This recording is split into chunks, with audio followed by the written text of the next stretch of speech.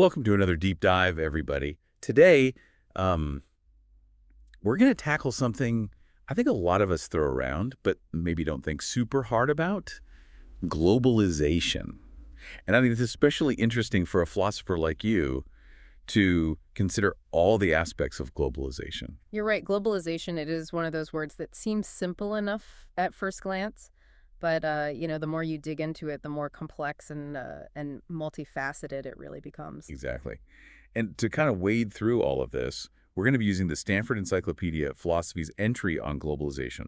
Fair warning, though, it is a pretty dense read, so that's what we're here for, to break it down into something we can all digest a little easier. Yeah, hopefully by the end of this, you'll have a better grasp on it and maybe even rethink some of your assumptions about the world. Okay, so first things first. The Stanford Encyclopedia makes it really clear that globalization isn't just some, like trendy buzzword that people throw around to you to sound smart. Philosophers and social theorists have been grappling with these ideas for a very long time. Yeah, it's true. And one of the fascinating things is that even though the term globalization itself is relatively recent, the forces driving it have been shaping human societies for centuries. Okay, so that begs the question, what is globalization? How do philosophers actually define it? Well, at its core, globalization refers to a fundamental shift in how we experience space and time. With near instant communication, rapid travel, the constant flow of information, physical location starts to become less and less important. Okay, I can see that. It's almost like the world is shrinking, and that has huge implications for how we think about things like politics, ethics, and even, our own identity. Yeah, okay, that makes sense, but it's still a little bit Yeah. abstract. Can you give me a real-world example of how this shrinking world thing plays out in real life? Sure, think about the rise of e-commerce. You can buy practically anything from anywhere in the world with a few clicks. That's a pretty tangible manifestation of globalization, right? Or consider international academic collaborations. Scientists, researchers from different continents can work together on complex projects without ever needing to be in the same physical location. Yeah, good point. I mean, this must have huge consequences for philosophers, especially when considering something like ethical debates. Wait, like if location matters less and less, how do we even redefine our responsibilities to one another? And these aren't new questions either. It really seems like the old boundaries are kind of breaking down. Yeah. But is this really a new phenomenon? I mean, haven't people always been connected across vast distances? Yeah. Even going back to ancient times? Yeah, you're right. Globalization isn't something that just suddenly appeared out of nowhere. The Stanford Encyclopedia points out some really interesting historical examples of thinkers wrestling with these very ideas. Yeah, like take Karl Marx, for example. Back in the mid-19th century, he was already talking about capitalism's tendency to spread and interconnect nations. He even said that capitalism compels all nations, on pain of extinction, to adopt the bourgeois mode of production. I mean, that's pretty insightful for a guy writing over 150 years ago. Yeah, it definitely shows that these questions about interconnectedness and the impact of, global forces have been on people's minds for a long time. But how does the Stanford Encyclopedia actually break down the different aspects of globalization? I mean, like, what are the key components that they identify? They actually outline several core dimensions to help us understand this complex phenomenon. We've already talked about one of them, deterritorialization, which is just a fancy way of saying that activities and relationships are increasingly detached from specific physical locations. Another key dimension is interconnectedness. Okay, so not just that things are becoming more placeless, but that a distant event can have a much greater impact on what's happening locally. Exactly. So it's not just that I can order a book online from across the world, but that a political decision in one country can have a ripple effect and affect the price of that book or even its availability. And this obviously raises all sorts of questions about responsibility, power dynamics, and the limits of national sovereignty. Things we'll get into a bit later. But first, there's another crucial dimension to consider: speed. Ah, yes, speed. It does feel like everything's moving faster and faster these days. Information products, people, everything's accelerating. Right. Globalization has this feeling of everything being on fast forward. It's not an accident, though, that velocity is built into the system. Mm. And it's not just about technology either. It's about how we organize our economies, our political systems, even our personal lives. It changes everything. So globalization isn't just some abstract idea. It's something we're all participating in, shaping and being shaped by every single day. Exactly. But here's where it gets even more complicated. Globalization isn't just one thing. It's multifaceted. It has economic, political, cultural dimensions, each with their own unique dynamics and conflicts. Okay, so it's not just about ordering things online or watching foreign films. It's about how all of these different aspects of globalization are interacting and influencing each other, Yeah. and how that impacts our lives in much deeper ways. You got it. And that complexity is what makes globalization such a fascinating and at times daunting topic for philosophers to grapple with. It really forces us to rethink some of our most fundamental assumptions about how the world works. Okay, so we've talked about how globalization is this huge force that's shrinking the world, speeding everything up, blurring the lines between here and there. That's already a lot to think about, but for a philosopher like you, this is where it gets really interesting, right? Because if those old categories of like domestic and foreign, us versus them, if those are breaking down, then what does that mean for all those huge philosophical questions about, justice and democracy, the role of the state? You're absolutely right. Globalization throws a real wrench into a lot of classic Western political thought, which, often relies on these very neat categories of domestic and foreign us and them. Right? Like those were fixed categories or something. Globalization makes that kind of thinking seem very outdated. It does, doesn't it? And that's why the Stanford Encyclopedia spends so much time on the philosophical challenges that globalization brings up. And I think one of the biggest sticking points is the whole concept of justice. Okay, yeah, let's dig into that. Mm. How does globalization complicate our ideas about what's just or fair? Well, you see, traditional theories of justice often focus on how things are distributed within a specific society. Like how should wealth and resources be divided among citizens within a nation state? But globalization makes it much harder to ignore the vast inequalities that exist between countries. So we're almost forced to expand our moral horizons to consider the well-being of people far beyond our own communities. Exactly. And the Stanford Encyclopedia actually highlights this, the link between growing global inequality and the rising inequality we're seeing within wealthy nations. It's not just about what's happening within our own borders anymore when decisions made in one country can have such a profound impact on people's lives halfway across the globe.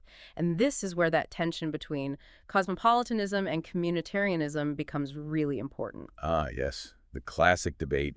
So for those of us who aren't philosophy experts, can you break down what those terms actually mean? I mean, how do these two perspectives view justice in this, globalized world we live in? Sure. So cosmopolitans basically believe that we have moral obligations to all human beings, regardless of where they live.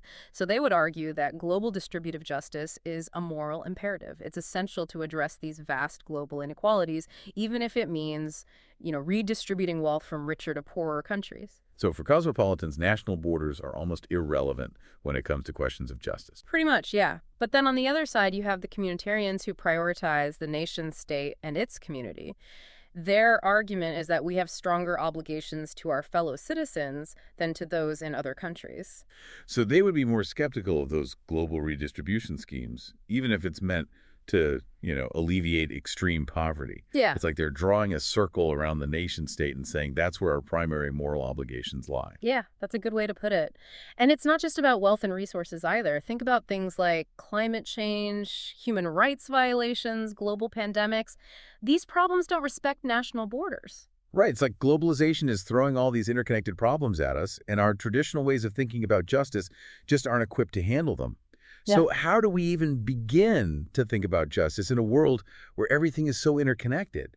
That's the million-dollar question, isn't it? And it leads to the next big challenge that the Stanford Encyclopedia brings up: democracy. If globalization is blurring the lines between domestic and foreign affairs, what happens to our ability to govern ourselves democratically? That's something I'm sure you've thought about a lot as a philosopher, because democracy, at least how we think about it today, has always been tied to the nation state. Absolutely. We elect representatives to make decisions on our behalf within our own countries. But what happens when those decisions are increasingly shaped by global forces and events that are totally outside of our control? Does that undermine the whole idea of democratic self-governance? It's like if so much is being decided on a global level where we have very little influence, do our votes even matter anymore? It's a fear that a lot of people have, and the Stanford Encyclopedia actually lays out two main perspectives on this. On the one hand, you have those who argue that we need to extend democratic principles to the global level. So they'd be in favor of some form of global democracy. That sounds pretty ambitious. It is, yeah. And there are different reasons why people support this idea. Some believe we need global democratic mechanisms to actually deal with those transnational challenges like climate change. Others would say it's necessary to maintain popular sovereignty in a world where nation states are, increasingly constrained by global forces. So you see things like proposals to strengthen international organizations like the UN, create transnational parliaments, even holding global referendums on certain issues. Yeah, I can see the appeal of that, especially for those big problems that obviously require global cooperation. But I imagine the practical challenges would be huge. How do you actually create a democratic system that encompasses such a diverse world with, billions of people, different cultures, languages, political systems? And that's exactly the counterargument. Those who are skeptical of global democracy say it's just not feasible. They argue that democracy requires this shared sense of identity, common values, a level of trust that just doesn't exist on a global scale. It's like trying to have a town hall meeting with billions of people. Yeah. Exactly. They worry that imposing democratic institutions on such a diverse world could actually lead to more conflict and less effective governance. They'd say it's better to focus on strengthening democracy within nation states and then find ways for those states to cooperate on the global stage, based on mutual interest and respect for national sovereignty. So on one hand, we need some form of global governance to deal with these huge transnational challenges. But on the other hand, achieving true democracy at that level seems incredibly difficult. It's a real dilemma. It is a dilemma, and to make things even more complicated, you have the resurgence of these nationalist and populist movements, many of which are rejecting global governance altogether and calling for a return to national sovereignty. So it's like we're at this crossroads trying to figure out how to navigate this increasingly interconnected world while also holding on to those values of democracy and justice that are, so central to our political traditions. Hmm. So what do we do? What's the way forward? Yeah, that is the question, isn't it? And to be honest, the Stanford Encyclopedia doesn't really give us any easy answers. It's more about laying out, those key tensions and getting us to think critically about what the potential solutions might be. So it's not really a roadmap. It's more like a toolkit for navigating this really complex landscape. Yeah, exactly. And one of the most important tools in that toolkit, I think, is recognizing the limitations of our current ways of thinking. We can't just keep applying the same old frameworks to a world that's fundamentally changed. Okay, so let's say we're willing to, think outside the box a little bit. What are some of the concrete challenges that we need to address? Where do we even start? Well, one of the biggest challenges is figuring out how to balance the need for global cooperation with, the legitimate claims of national sovereignty. As a philosopher, I'm sure you're familiar with the tension between individual rights and the common good, and this is kind of a similar dynamic, but on a global scale. It's like walking a tightrope. Yeah. You know, we need to address these huge global issues that no single nation can solve on its own. But we also don't want to create some kind of, unaccountable global superstate that runs roughshod over the rights and autonomy of individual countries. Exactly. It's a very tricky balancing act. And that ties into another really important question. How do we make sure that any form of global governance is both effective and accountable? Yeah, that's a big one. It's easy to imagine a scenario where global institutions become too powerful and completely out of touch with the people they're supposed to be serving. I mean, we've seen that happen even at the national level with big bureaucracies. Right. So if we are going to create institutions that operate beyond the nation state, Hmm. we need to be really careful about how we structure them. They have to be responsive to the needs of, very diverse communities, but Yeah. they also need to be subject to some form of democratic oversight. Yeah, that makes sense. Yeah. But the thing is, there's no instruction manual for global democracy, right? There's no existing model that we can just copy and paste. It's like we're in uncharted territory here. That's what makes this whole era so challenging, but also so exciting. We have this opportunity and maybe even a responsibility to shape the future of global governance in a way that reflects our values and, our hopes for the future. It's daunting, but inspiring at the same time. So, from your perspective, what are some of the key principles that should guide us as we're, trying to grapple with all of this? I think the concept of global citizenship is really crucial. It's about recognizing that we're all interconnected, that what we do has consequences for people all over the world, not just, within our own borders. It means acknowledging that we have a shared responsibility for the well-being of all human beings, not just those who share our nationality. It's about expanding our moral circle to encompass the whole world, not just us versus them, but a more expansive sense of we. Exactly. And that principle can inform how we approach all these global issues, poverty, inequality, Climate change, human rights, it can help us move beyond, just narrow self-interest and work towards a world that's more just and equitable for everyone. That's a really powerful idea, but it also seems very abstract.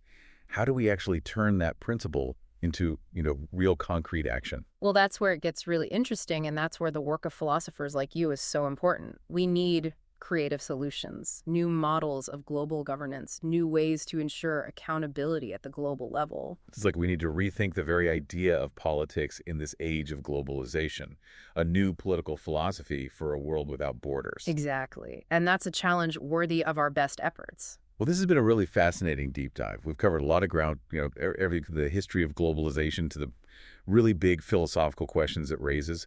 It's definitely given me, and I hope everyone listening, a lot to think about. Yeah, and it's clear that there are no easy answers. Globalization is complex, messy, and constantly evolving. But as we've been talking about, by having these difficult conversations, by questioning our assumptions, and being willing to embrace new ways of thinking, we can start to figure out a path forward. A path toward a more just equitable and democratic world. Hmm. So to all philosophers out there, keep questioning, keep exploring, keep diving deep. And we'll be back next time with another fascinating topic. Until then, stay curious.